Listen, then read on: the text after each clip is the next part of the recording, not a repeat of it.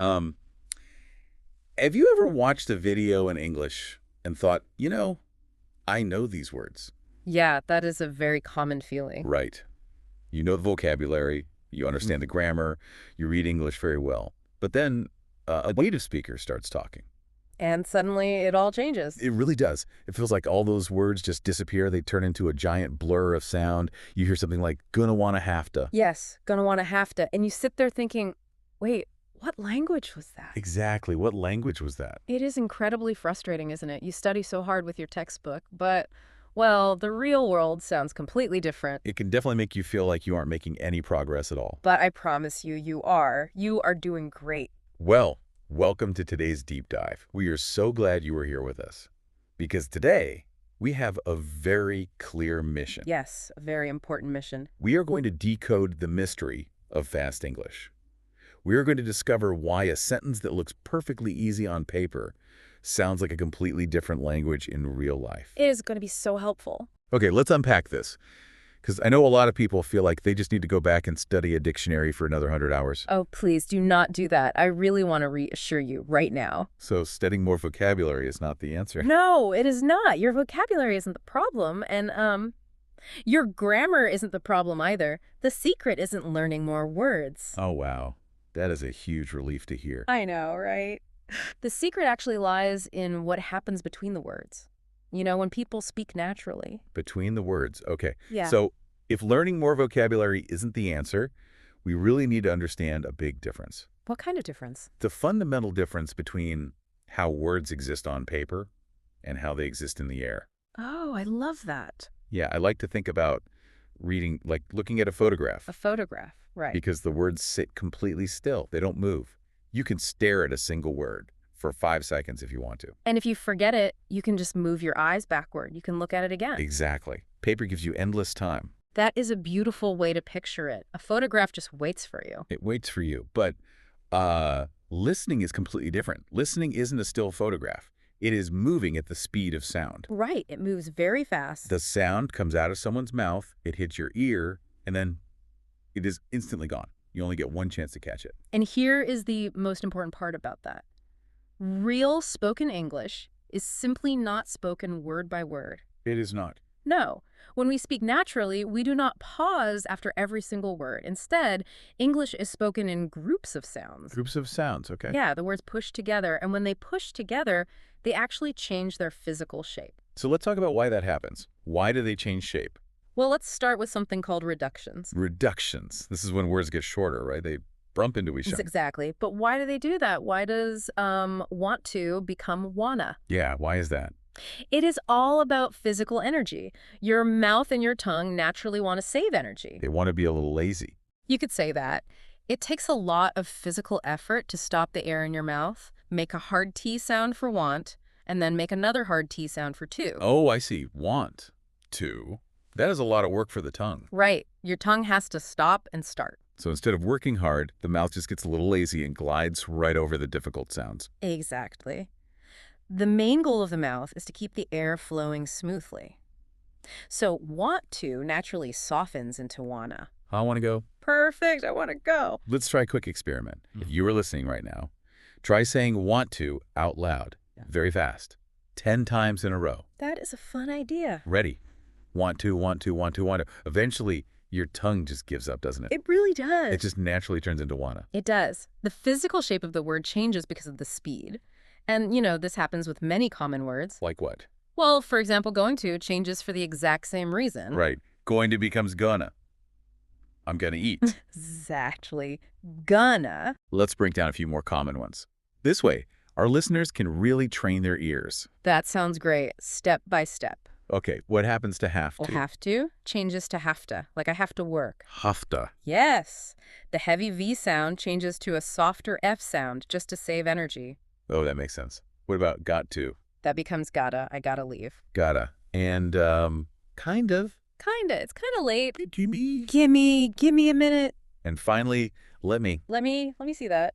Okay, hold on. Let me ask a really important question for the listener right now. Of course. Do I need to start speaking like this right now? That is a great question. Because if I am trying to talk to someone, do I need to force myself to say gonna and wanna?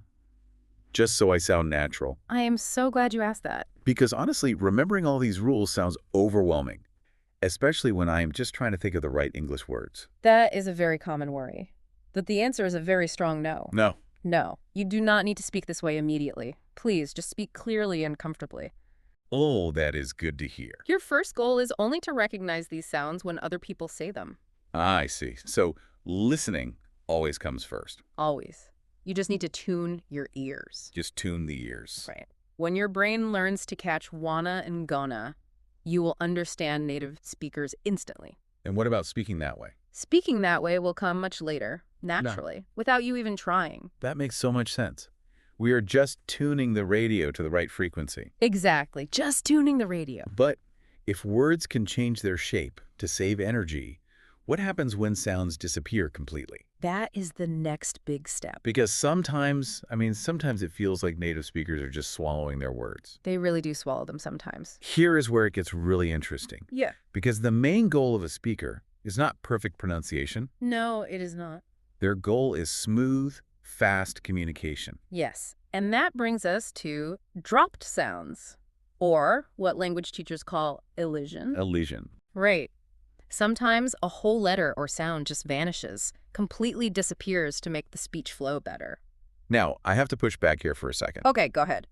If native speakers are just dropping consonants and leaving out sounds, isn't that just lazy English? That is a fair question. Why is that considered correct? Shouldn't we pronounce every single letter?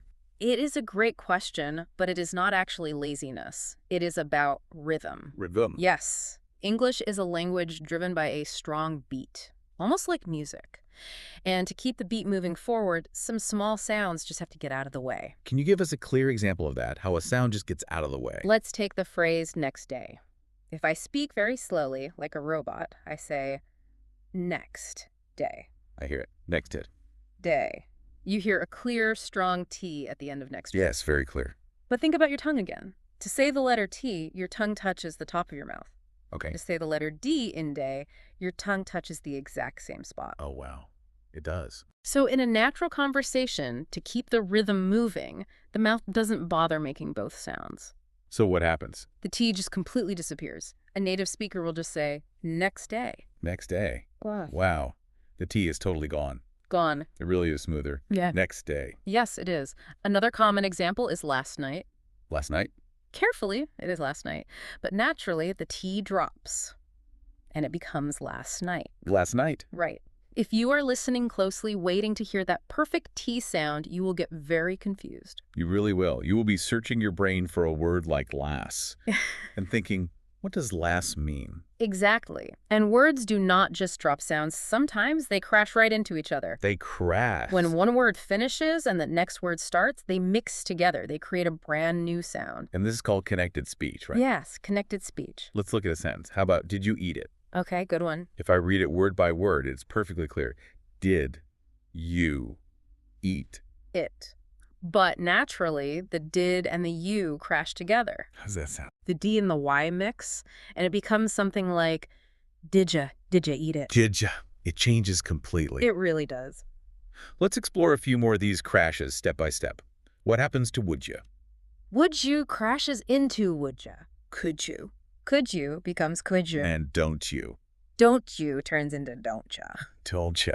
I love this because it leads to a huge aha moment for learners. It really is a big moment. When you hear someone say, don't you know you shouldn't panic? Please don't panic. You shouldn't think, oh no, there's a strange new vocabulary word called don't ya that I never learned. No, it isn't a new word at all. It is the exact same word you already know, right? Exactly. You just need to recognize its new connected pattern. But wait, this brings up a massive question. Okay, what is it?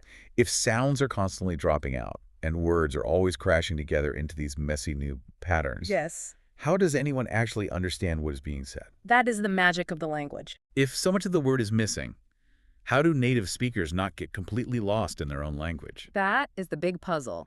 And the answer is something called word stress. Word stress, like when we emphasize certain words to make them louder or longer. Exactly. English does not give every word in a sentence the same amount of attention. It doesn't. No. We have strong words and we have weak words. Strong and weak. Right. Strong words carry the true meaning. They are the nouns, the main verbs, the really important details. Okay, and the weak words. The small grammar words, words like to, the, at, for, they become very weak. They get quiet and fast. I have a visual way to picture this, an analogy. Oh, I would love to hear it. Imagine you are walking in a forest and you come to a river. Okay, a river. You want to cross the river, Hmm? and there are stepping stones in the water, big flat rocks that you can step on. I can picture that. You do not need to touch every drop of water to cross the river. You only need to jump on the big strong stones to make it safely to the other side. That is a perfect analogy. The big stepping stones are your strong words. And the water? The water flowing underneath is all the small, weak grammar words. Let's practice crossing the river. I am going to read a long natural sentence. Listeners, imagine the river. Listen closely. I was going to meet my friend at the restaurant, but she couldn't make it because she had to work. Now let's pull out just the stepping stones, only the strong, important words. Okay, let's do it. Gonna, meet, friend, restaurant, couldn't make it, work. Let's hear that again. Gonna meet, friend, restaurant, couldn't make it, work. Wow. Do you see it? I understand the whole story from just those stones. Yes. If we connect this to the bigger picture, good listening isn't actually about hearing every single sound perfectly. It isn't. No, good listening is about predicting. Predicting, like guessing what is going to happen next. Yes. Think about looking through a slightly dirty window at a forest. Okay. You don't need to see every single leaf on every single tree to know you are looking at a forest, right? Right. My brain sees a few green shapes, a few brown trunks, and it just knows. It fills in the rest. Language works exactly the same way. Your brain is a brilliant prediction machine. It really is. It catches the big stepping stones, the strong words, and it naturally fills in the missing water. So it listens, it predicts the meaning, it checks it, and it adjusts. Yes. And your brain does this in a fraction of a second. So what does this all mean for you, the listener? It means you have to trust your brain. It means if you try to step on the water, you are going to fall in. Exactly. The absolute biggest mistake you can make in a real-life English conversation is stopping to translate a missed word. Yes, please never hit the pause button in your brain to translate one small word. Let me paint a picture of why this is so dangerous. Go for it. Imagine you are listening to a story. Someone says, I was going to meet my friend at the... and you miss the word restaurant. It happens all the time. It sounds messy.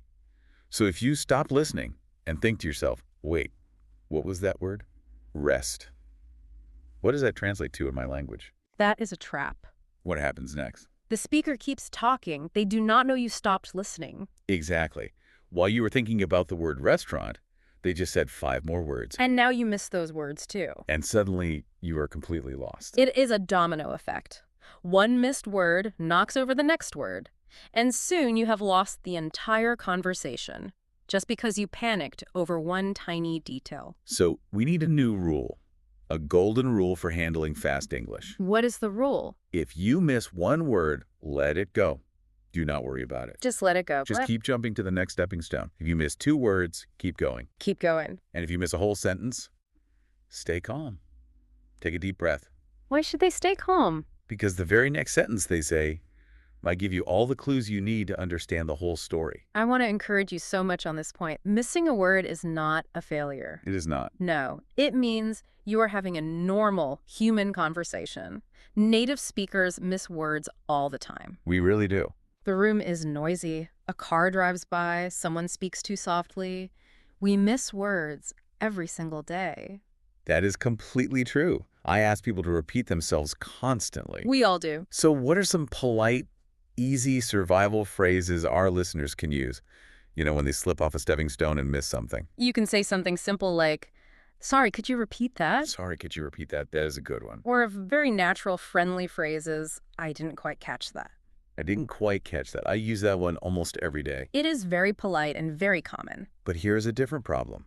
What if you heard the words perfectly, you caught all the sounds, but you just do not understand the idea? Ah, that is a very important difference. Yes, it is. If you heard the words, but the meaning is confusing, you can simply ask, what do you mean by that?